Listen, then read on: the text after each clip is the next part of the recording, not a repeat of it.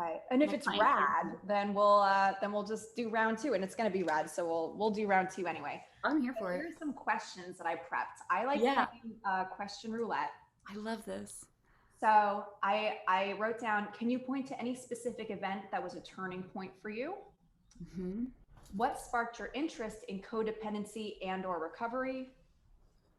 Is there an adversity you overcame and now have an immense gratitude for? And my final question, because I'm wordy Wendy and I can talk forever. My final question is, what do you not want me to ask? Oh my gosh, that's so good. Did you go to school for journalism? Because you're a great interviewer. Thank you. I did not. I was a dance major in college. Oh my gosh, I was not. Um, I was a journalism major. but I have to say, I was like, like, yeah, nobody ever comes prepared with questions. I'll meet with you anytime, Jillian. well, I was like, well, what would I want to answer? Because we're in the same vein.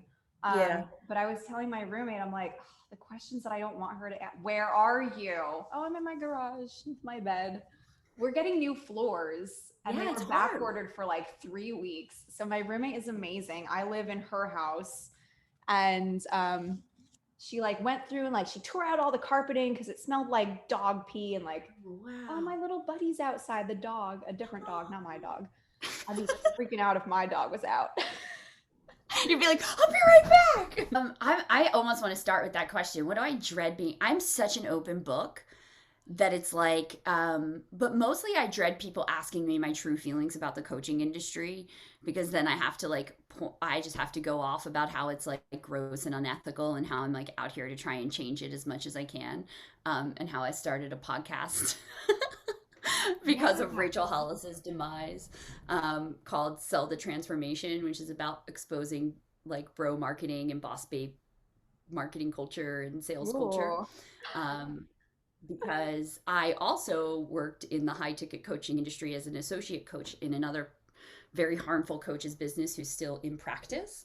And I'm not out here to bring her business down, but I'm definitely out here to help reduce the amount of harm that those people are doing by exposing the practices that they are doing, which is like manipulating people through preying on their vulnerabilities through Facebook and YouTube ads, Yeah. basically. Um, so yeah, that's the thing I most don't want to talk about because it scares the fucking shit out of me. Well, great. Let's start there. um, yeah, so I mean that's I started the podcast like 3 weeks ago with a friend online, and lots of people are responding to it.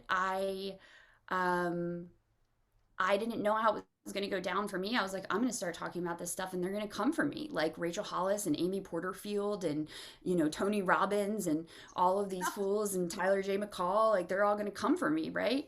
Um, they're not coming for me. They might be coming for my friend Rachel K. Albers, but like she kind of rang the bell on a lot of this stuff, especially with the Rachel Hollis stuff. And I was right there with it. And I was like, as somebody who's lived through this and has perpetuated and participated in this harm, how can I say that I run an anti racist business if I'm not living into the work and making an active amends, for the bad behavior that I perpetuated and upheld by like taking, a decent amount of money, like a year's salary for that kind of stuff. And also understanding how I was abused in that and how my codependency actually was the doorway.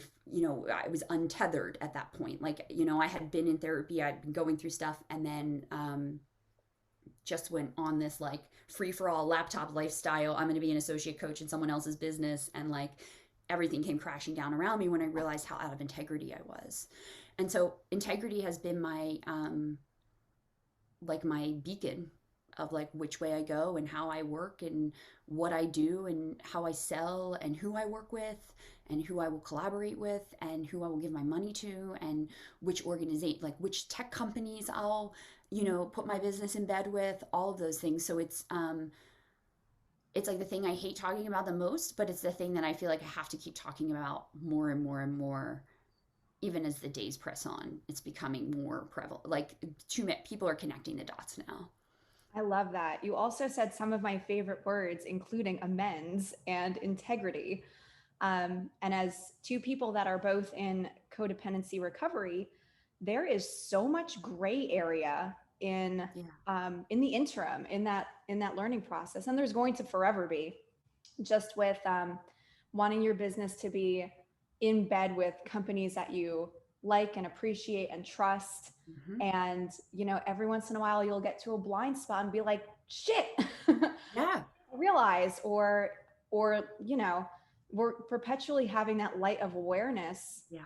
shown on different things, and then for a while, or for a good bit in recovery, it's um there's just so many unknown areas of like what is appropriate for a sale, because we have to That's sell right. That's something, right. or else Of or else we're course, not right. Like, helping. I mean, we have to create resources and revenue streams, Right. right? Like, I think you can be an anti-capitalist and still be in business. Exactly. And it's like drawing that boundary for yourself and being okay with saying like, I don't know everything today.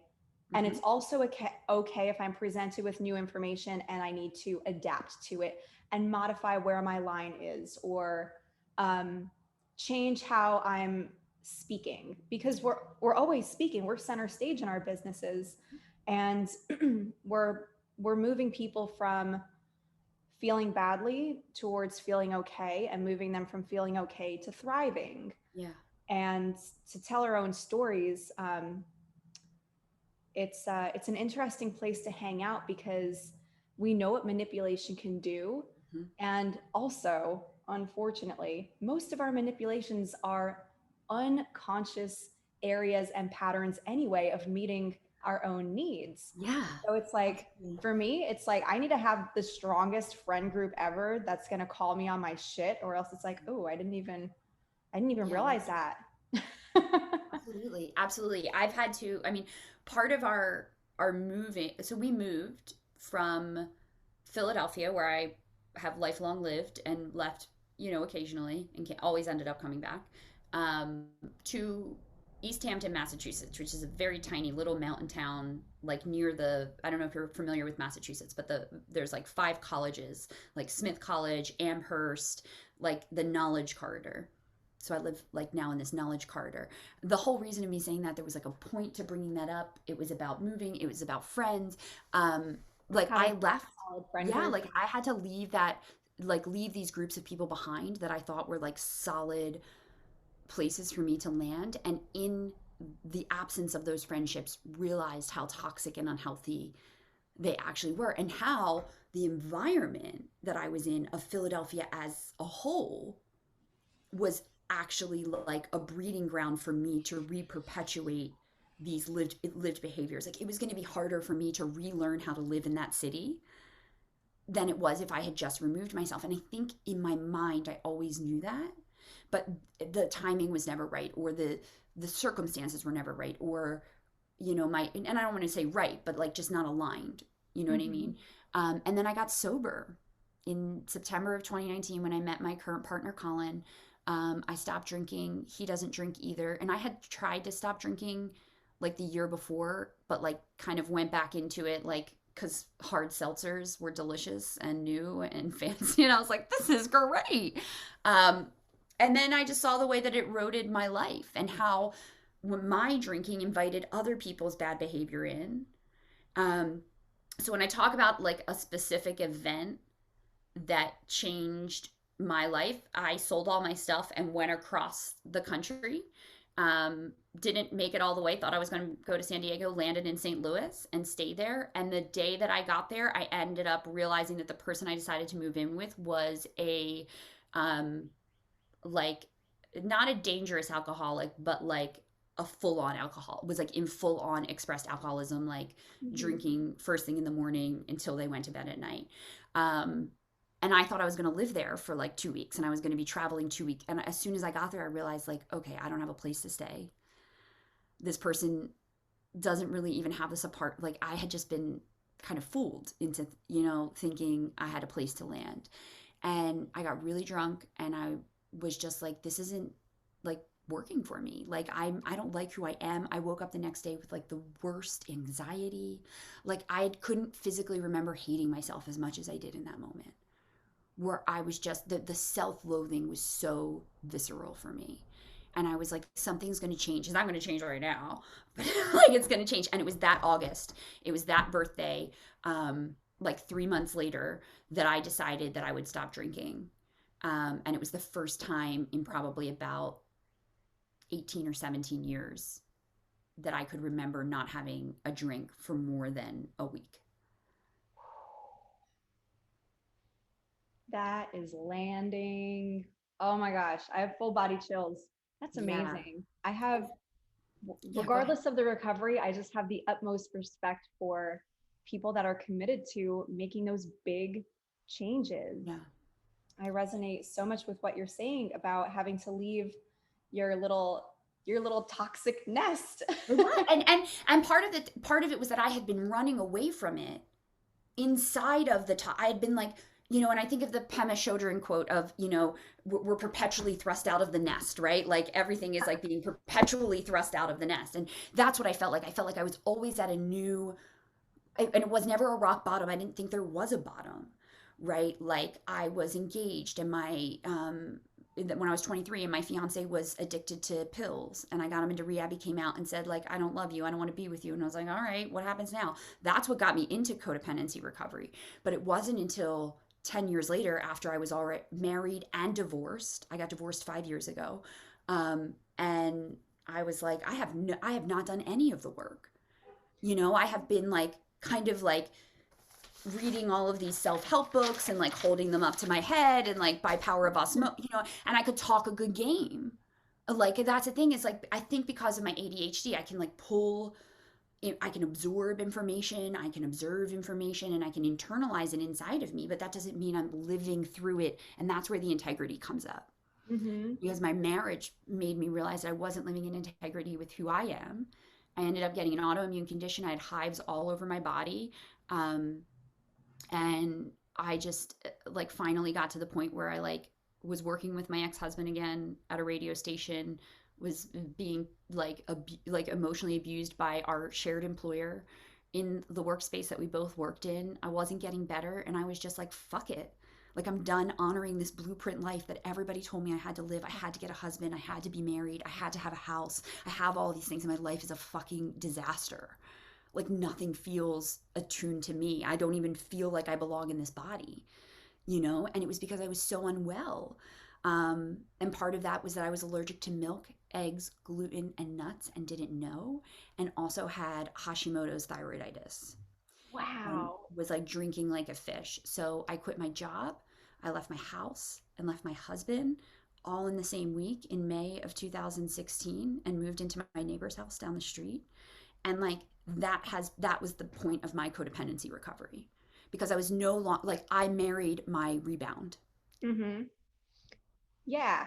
It's No, hard to say, but everybody no, like I judge myself because I think about like how everyone was like, yeah, you really married your rebound. After I got divorced, all my friends were like, oh, we all knew, and I'm like, bye, thanks for letting me know.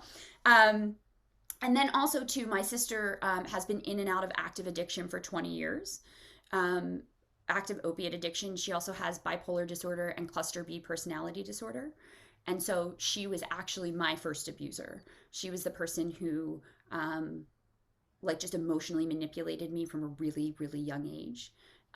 She has very expressed narcissism. And that coupled with the pathological lying was just like, I had to have a lock on my room all through high school because she would go into my room and take stuff and then lie, and it would turn into these big things. So my parents were just like, live in separate rooms and lock them. And like that, I think about that now because my sister's very sick. She's end of life now. She's 34 years old. She's been diagnosed with breast cancer, went through treatment in the last year, and it has now spread to her bones. We found out this weekend. So it's in her skull, her spine, and they're really just doing palliative care now to like reduce the pain.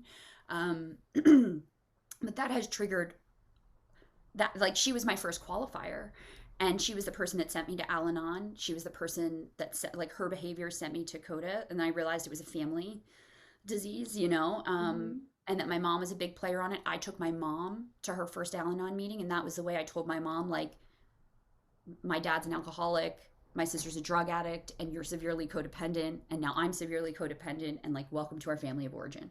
And I didn't think she would ever listen to me if I didn't do it in public. And that felt like a safe place to out her, you know?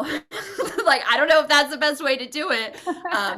But it definitely got her into recovery and maybe like saved a certain amount of her sanity. She's still very much enabled my sister for, you know, the however many years this has been going on. And so this week I kind of had to I did reach out to my sister to have a conversation with her. I haven't spoken to her one-on-one really in over a year, because I let her in and she was really abusive, and then I very promptly closed the boundary back up. But you know, she's dying now, but she's been dying my whole life. So there's that too. And so like I think it's something unique that only people who deal with people who are mentally ill or chronically ill, or you know, are in some type of substance abuse or addictive behavior, like understand what it's like to watch somebody live through their death time and time and time again. And my sister has been so close to death so many times that's like some of my friends are like, well, how are you? And I'm like, I'm kind of I feel jaded. I was like, I almost feel like it's going to hit me afterwards, you know, like I'll be here and I'll be like, okay, everything's fine, and then afterwards I'll need to be in like intense weekly therapy, you know, like I see it on the horizon. It's just not, it's not there yet. So that relationship with my sister has been my biggest piece of adversity to overcome, because I finally in the past year had to come to the understanding that my parents and my family of origin were never going to be what I needed them to be or what I wanted them to be. And I think I'm still in the process of grieving that. You know, I think my anger and my resentment still present themselves, often misplaced, usually against my partner. You know, after I've been in the energy of my family, I'll come back and then it's like, like this. Like there's just like this shadow. I know what people talk about when they talk about the shadow, right? Because it's this expression of me that I just don't like. And it's the exact expression I see inside of my sister. And the thing that my sister said to me on the phone was, she said, we're a lot more alike than I think we both want to realize. And what is true about that is like the addictive tendencies and the mental health issues that she experiences and she navigates are also things that I'm prone in disposition to, except that I made different choices and don't have it to the same extent, right? And so I said to her, and as much as we are alike, is also as vastly different as we are, because nobody in my family will uphold a boundary. And like my sister just thought I was gonna roll up on the phone with her this week, and she was gonna be like, I'm really sorry for all of, you know, she's gonna like lay some like white lady tears on me, and I was gonna be like, okay, yeah, everything's, I forgive you. I'm coming home. I'll be right there, baby. No. And I was like very frank with her, and it felt so empowering to be on the phone with somebody who wants to manipulate you. You can feel it. I can feel it. I can watch her do it. She wants to manipulate me into like feeling bad for her, and like I have to hold empathy and also hold a boundary. And like codependency recovery has taught me, if anything, how to hold both and how to hold those tension of opposites. And it's like the most beautiful gift I've given to myself, because it allows me to like access sanity, like that centeredness or that presence, to be like, I don't know how this is going to work out. I can't fix anything that has happened in the past, but I can be witness and truthful and like fucking honest, right? Like that first step of a fearless searching moral inventory, like honesty. I can be so radically honest with you that you can hear me, and while you might not like it, and it, you know, you being my sister, and it might disappoint you, that's your reaction. Your emotional experience isn't my responsibility. I think that's, oh, sorry, freedom, right? That's freedom to me. That's what it is. Yeah. So those are my answers to your question. What else you got? Tell me all about you. I think that being able to hold that and space is like, if you can get that, or at least become aware that you're looking for the and space. Yeah. I think that's a place of tremendous growth, tremendous spiritual growth, mental health.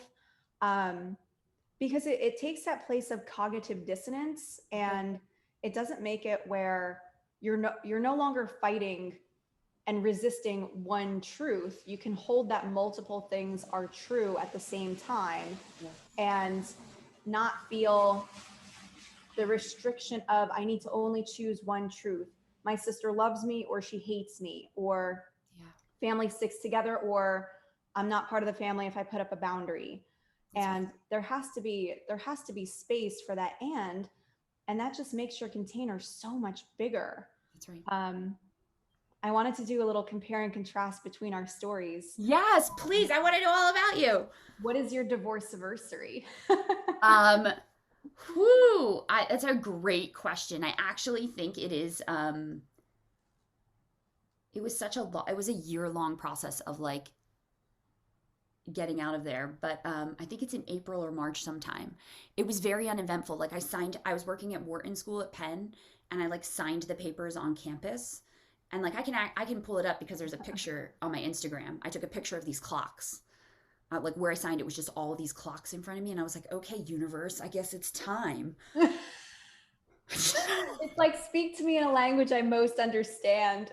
Yeah, and I used to be like a lot, like if there's a spectrum of like where I landed on the spiritual new age, I was like all the way at like close to QAnon, probably.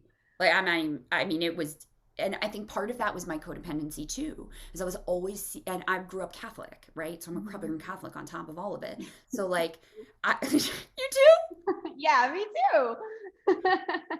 So it's like, I was always trying to like look for this validation and like, a power higher than myself. And like, man, the new age community gives you all of the answers to all of the things that you ever wanted to know without any substantial research. And Mhm. like, my privilege allowed me to go out and tell other people about that because of the business that I was working in, and it wasn't until I got out of that and detoxed that for a year that I realized how harmful it was to myself, how harmful it was to other people, how it didn't really align with who I am as an activist or who I am as like a vocally anti-race, who I want to be as a vocally anti-racist person that I seek to be. I'm doing that fucking imperfectly as fuck, every day. But like the things that I was subscribing to didn't align. Anyway, that's my divorce anniversary somewhere this month, last month. Somewhere this month. Happy divorce anniversary. Mine is so we actually separated on Christmas Day in 2015. And due to me having no boundaries, I waited until the following August. So August 29th is my divorce anniversary.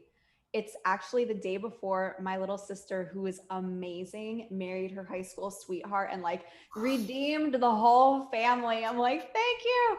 Both of my sibs have amazing, amazing marriages and amazing partners that I love. That's so cool. But I'm a little weirdo, so I actually I married myself. I I married love that. myself. Yeah, I I don't think married that's myself weird. December 28th of 2020, so it just passed. Fuck yeah, congratulations. And I got together with one of my girlfriends while I was home for Christmas, and I'm like, you know what?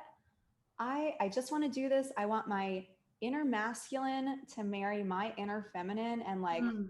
it's just going to be weird. And it's posted on YouTube, but it's private. Um, but it was something that just felt like, oh, this is so right. This is what wholeness feels like. Mm. When you just Um, like wrap your arms around yourself, right? That's what I did in 2019. I moved back into I burned through all my money and like moved back into my parents' house, which I never had done in 16 years, and like all of the shame. But they were like, "We'll love it. We'll love living together. It'll be great." And it was fine. But my mom's a quilter who's retired and home all the time and like listening to like oldies music while I'm like sitting in a bedroom where I slept that was like the size of my dad called it my cell. oh my He's like, "Oh, God. you're going back up to your cell?" And So yes, same, everything. yeah. It was 2016 for me. I moved in with my parents and I was like, I see all of the patterns. I see all of them. And like my parents are like super sweet, like nice, normal people, like imperfect, but I hit the jackpot as far as Yeah. family and upbringing and all of that goes. But I was also in the room that we referred to as the shoebox. I grew up in a little Cape Cod. So Cape Cod is a style Yeah. of home. I'm from New Jersey. Um, and we finished the basement and that became a bedroom, and we finished the attic and that became a bedroom, and five of us were squeezed into that little space. but my parents always lived in the shoebox. So yeah, I moved back in with my dad, who was retired, my mom, who was still a public school teacher, and just like, all right, we're diving in. And similarly to you, who had to get out of your container and go somewhere else to recover, um, I had the luxury of moving to Baton Rouge, Louisiana, and I basically got the opportunity to reinvent myself. I love that. So all of the things that were habits I wanted to eliminate, or different ways of being that I wanted to eliminate but needed practice doing, Yeah. those very fortunately were my cover of like, oh, I'm sorry, I'm from New Jersey, we're just kind of brash and rude, and like, and so that was Yep. my attempt at like forming boundaries. And like, I would hurt people, but it wasn't on purpose. I just was trying to get down appropriate lingo and, Yeah. establish myself as healthy. Yeah. And Right. And it's so hard because you can only do it in practice. Like when my therapist told me that, I was like, she's like, well, this is the work. And I remember I looked at her and I like was like, I think I vomited in my mouth a little bit. And I was like, oh, wait. She's like, yeah, this is how you live into the work. yeah, I remember telling my dad that I joined Coda, Yep. Al-Anon for codependence, Hmm. and I told my dad about it. And like, I had just prayed, and I was like, if you give me the pathway, I want to talk to them about it. I was so sick to my stomach. I thought my knees were going to give out. Like, I was holding on to like the kitchen counter, and I'm like, I joined this program. It's called Al-Anon, like as if it were this like huge life altering, and it was life altering, to be Yeah. fair. But it was just like, it's so funny in retrospect, because I was like you, where I thought that by reading every mental health book, by reading every self-help book, Yeah. that I would theorize myself into being better, into feeling better, and to living in a healthy way. And that, it's not true. Theory is not application. And I know that as a teacher, like when we're training to be teachers, we study Bloom's taxonomy. And Yeah. so up there at the top is like, you need to be able to put your learning into action, or else you don't know it. Like, rote Right. memorization is the bottom. That's It's right. the foundation. So you do need to know it. But if you can't create Hmm. from your new knowledge, then you don't know it. You need more That's right. practice. That's right. um I lost my train of thought. No, it's okay. You were talking about telling your parents about going to Al-Anon and like what came out of going to Al-Anon and like telling your dad you were going and like, yeah, you it's know okay. I lose my thought all the time. So you're in good company. Actually, I had a client come to my house today for the first time. I don't know if I told you that already. It like really freaked me out. So like the first, I've been telling everyone, I'm like, somebody came to my house today. It's okay. I'm going to be okay. Everything's okay. Right, and as if it's not I mean, odd this enough person to was like like totally vaccinated and I'm vaccinated too. And it's just I haven't been around a stranger unmasked. I haven't looked at somebody else's face in my home ever since I've moved here. And so I was like, thanks for being the first. And she was like, and she disclosed that I was the first person that she had invited to her house the week before, but I was in there so, masked. so where do you live presently? I'm in East Hampton in Okay. Massachusetts. All right. So that explains it. I'm in the deep south, and so we're just a little bit different. And like, Well, I'm yeah, I lived in I'm New 100% Orleans for a down to minute. wear my mask and everything, but we're a You lot guys more are like, open. we have a lot more space Yeah, also, to be fair. yeah, Um, but yeah, it's interesting to have that added layer of like, it's coronavirus times, but even if your client were coming to your house, I know for me, I used to have my clients come over to my space, and it's like, is it clean enough? Does it Oh, smell I like went through that cooked? whole thing last night. Colin was like, this morning I was like running around and pacing around. I was up at 4 a.m. and he gets up at 8 and he was like, what's going, are you okay? Like, what's going on? Like, let's talk about it. And I was like, he's like, just list the things you're nervous about. I'm like, is she going to judge me? Is my house clean enough? Is it dusty? Are there crumbs on the floor? Did I vacuum that one spot? Like, all of these things and he was like, what was her house like when you went there? And I was like, oh, when I walked in the door, she told me like not to judge her. And what did I say back to her? I said, this is a judgment free zone. I was like, this is a judgment-free zone right here. As I'm like scrubbing We're the gonna fucking franchise desk. a Planet Fitness right here. I'm like, I'm scrubbing the desk. I'm like, it's a judgment-free zone, but it smells fucking great. Okay. But funny, I right before I came back to my parents' house, I moved to Covington, Louisiana, which is Good old Covington, good right down the old block. 40 good old minutes. Covington. I lived in Covington, Louisiana, right on a river in the woods with like some strangers. Probably not a great idea to like move in with people you've just met. Because 8 weeks later, I was like, y'all are psycho. And on January 1st, I was like, I'm packing my car for the second time and leaving. I was also like attempting to be in like a polyamorous thruple relationship, which was like, Ooh. don't do that in the woods in Covington, Louisiana either. That's also terrifying, you know? Like my family is like, "What's going on with you?" I was like, "I'm bisexual and nobody knows." You know, like I'm trying to figure it out. My mom's like, "We still love you." I love that. Okay, so I just had a moment pop into my head. My thought brain circled back around. I remember moving here. I had been here for 4 days and I started dating someone already that I ended up having like a year and a half relationship with. I remember calling my cousin, and my cousin is amazing. Like, took a very maternal role in my life. She's 6 years older. So, like, I had my awesome mom, and then I also had my awesome cousin. And I got her on the phone and she's like, I can't believe you're still doing that codependent bullshit. I'm like, what does that mean? I'm like, I've traveled all over the world. I'm not codependent. She's like, so fast forward through 800 breakups and get back togethers. And I'm like, I'm out of energy. I can't even think anymore. And Yeah. I was graced with a lot of distance. I decided to commit to finishing my yoga therapy certification. And this man is like, he's totally wonderful. We're staying friends at an extreme distance. Yeah. Birthday, wish you happy birthday on the internet type friendship. Yeah. But a wonderful, wonderful, always standing in my corner. We just couldn't get it together as a couple.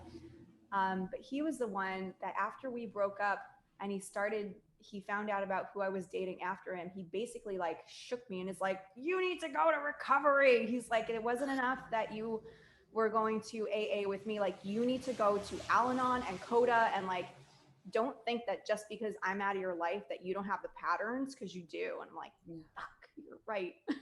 And it's like, the other thing too is like for me it was the constant saving of like and needing other people's chaos in my life to justify that I was like worthy of being alive.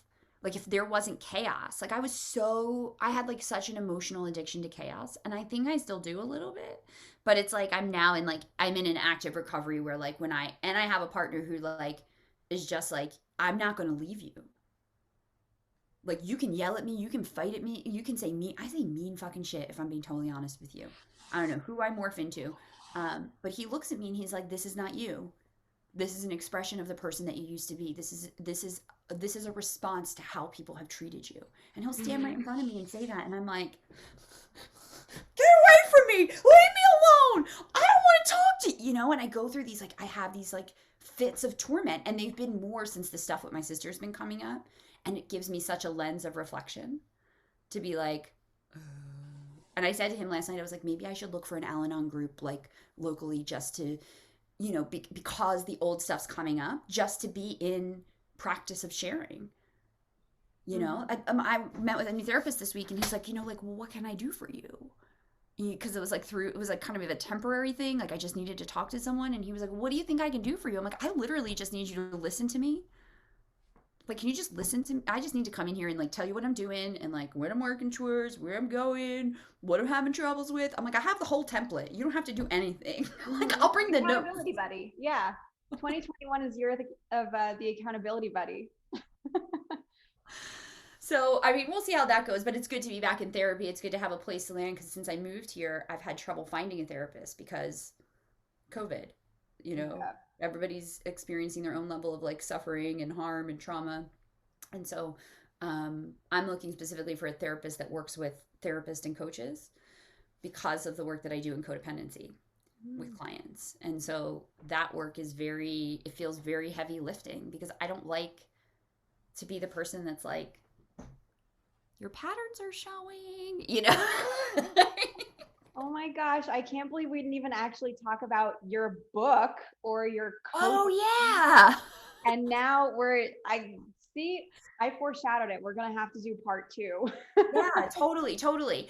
The book is very much like a very baby work in progress. Mm-hmm. Um, I'm thinking I might need like somebody to help me. Like I'm looking for somebody who's like a therapist or like like I don't have any codependency certification. I don't know how you get certified in like becoming a codependency counselor if there's anything like that. But I've like what I want to do is I want to take codependency and talk about it in terms of like after you've cleared it out of your relationships and after you've cleared it out of like your family relationships, like how does it show up in your creative pursuits? Girl, we are gonna have And a lot of fun. I think yeah, it's a lot of fun. It's a lot of terrifying too because I have to revisit how all I want to do is make projects with other people and not do the one project I have committed to doing with myself. I even almost said it when I started. I'm like, yeah, I think I need I need a co-creator. I need a co-creator. No, I don't. You know, it's funny because I went through that as well. And I was blocked from every partnership, every business partnership I tried to form until I'm literally so comfortable going it alone with, with support. And obviously you and I met in a mastermind, which is, but yeah, it's interesting how the universe will bless it or block it. And that's right. Like, oh, well. Yeah. And I mean, all the collaborations, I tried to launch a collaborative course site, meaning I was going to partner with people to bring their courses into my site and then just like do a revenue split with them. And like I would sit there and like I literally made 4 different courses with people and got all the way through to the point where we were about to make the videos and they all fell through. Every single one of them fell through. And one of them fell through because a woman like put me under this contract and I started reading back through the contract and it was like anything we create I get to keep. Anything we do is mine. It's all under this thing. And I think I was just like so naive and so, once again, like jumping in feet first. I'm very much like a trusting, overtly trusting person. And I'm trying to like dip more into my discernment. But that taught me a big lesson. And then once COVID hit and I canceled all these projects, then my business took off. It was like, whoo! I was like, oh, I just I just fired a marketing client that I had been working for since August and was like, okay, I'm just going to go back into coaching. Go back into coaching. Like, I have my inventory here. I have my sliding fee scale. I'm like, all ready, right? I'm going to make this money this quarter. And it was now you're in your downstream. Yeah, well, sort of. It was like crickets and like terrifying nightmares and night terrors and night sweats. And then I was just like, nope, this is the chaos, right? And that's where the recovery, that's that piece of just having that awareness of being like, I don't have to be in this cycle. I'm just going to step off. Like just gives me the resilience to keep going. So that's my other podcast. I have 2 podcasts. One's called Sell the Transformation. It's about exposing boss babe and bro marketing culture. I think I mentioned that to you. And the other one is called Rising Together. It's a podcast documenting stories of people rising from the ashes. And then I share like stories of my journey and, activism, because I try to like be really balanced in like talking about coaching, but then also like talking about how people can use their voice and their privilege to leverage activism, like to be in action and live through the work. I love that. I love that. And I do want to talk some more about this. Yes. So yes. So much for your time. Thank you. And I will have questions prepared for you the next time we meet. And you can do a lot more talking. Awesome. Because I want to get to know you more too. Yeah. Well, this has been great. Until next time. Thank you so much, Meg. Thanks, friend. Yeah, I'll talk to you soon. I'll see you Friday, maybe. Yes, I'll be there. Okay, cool. Bye.